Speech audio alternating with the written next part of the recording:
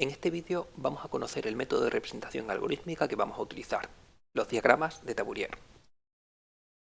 Uno de los motivos por los que utilizaremos este método para representar nuestros algoritmos es que en nuestros programas seguiremos una metodología de programación denominada programación estructurada. Esta metodología supuso una mejora en la productividad de los programadores, aumentando la claridad de las soluciones desarrolladas y por lo tanto también la facilidad para detectar y corregir los errores que pudieran existir en el método de resolución. La programación estructurada está basada en el denominado teorema del programa estructurado, según el cual cualquier programa puede describirse empleando solamente tres estructuras básicas que denominaremos estructuras de control. Dichas estructuras básicas son la estructura secuencial, la selectiva, también llamada condicional, y la repetitiva, también llamada iterativa. Además, veremos que dentro de algunos de estos tres tipos de estructuras de control existen distintas variantes, en concreto, dentro de las estructuras selectivas y de las repetitivas. Vamos a ver ahora más concretamente en qué consiste la representación algorítmica mediante diagramas de Taburier. Como ya he comentado, estos diagramas nos van a servir para describir nuestro algoritmo en la fase de diseño, es decir, para describir el método de resolución del problema. En primer lugar, podemos distinguir fundamentalmente dos categorías de representaciones algorítmicas: textuales, por ejemplo, el denominado pseudocódigo, y gráficas, por ejemplo, los diagramas de Taburier. Mientras que las textuales pueden presentar una curva de aprendizaje menor, ya que estamos más habituados a representar la información mediante texto, una vez que nos familiaricemos con las representaciones gráficas, estas presentan varias ventajas frente a las representaciones textuales, como su mayor expresividad visual, lo que facilita la comprensión de la lógica del algoritmo, o su mejor adecuación a la hora de incorporar o eliminar nuevos elementos durante el desarrollo del algoritmo.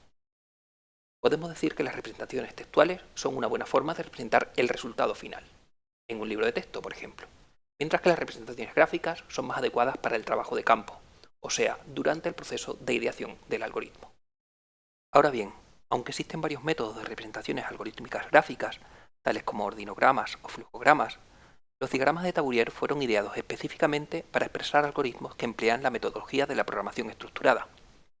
Por ello, y a diferencia de otros métodos gráficos, sus propias normas de representación nos garantizarán que solo emplearemos las tres estructuras básicas mencionadas en el teorema del programa estructurado, y por lo tanto que nos ajustaremos a esta. Bueno, ¿y cuál es el aspecto de un diagrama de Taburier? Aunque veremos con más detalle cada uno de los elementos que pueden componerlo, en general podemos describirlo como una estructura en forma de árbol invertido. El primer símbolo, situado en la parte superior, consiste en un rectángulo dividido en dos mediante una línea horizontal, donde en la parte superior indicaremos el nombre del algoritmo y en la parte inferior la palabra block. El resto de elementos de la estructura arborescente representarán los pasos del algoritmo y consistirán en rectángulos y rombos unidos mediante líneas. Por cierto, recordad que estos elementos de unión no acaban en punta, es decir, son líneas pero no flechas. Por último, debemos saber en qué orden se realizarán los pasos que aparecen en el diagrama. Pues bien, la estructura arborescente de un diagrama de Taburier se recorre en lo que se denomina preorden. De forma simplificada, podríamos describirlo como un recorrido de izquierda a derecha y de arriba a abajo, aunque más concretamente consistirá en que se irán recorriendo los elementos de un mismo nivel, los que están situados en la misma horizontal, de izquierda a derecha con la condición de que, antes de pasar al elemento a la derecha de uno dado, primero deben recorrerse todos los descendientes de este si los tiene, también de izquierda a derecha. Veámoslo en el ejemplo.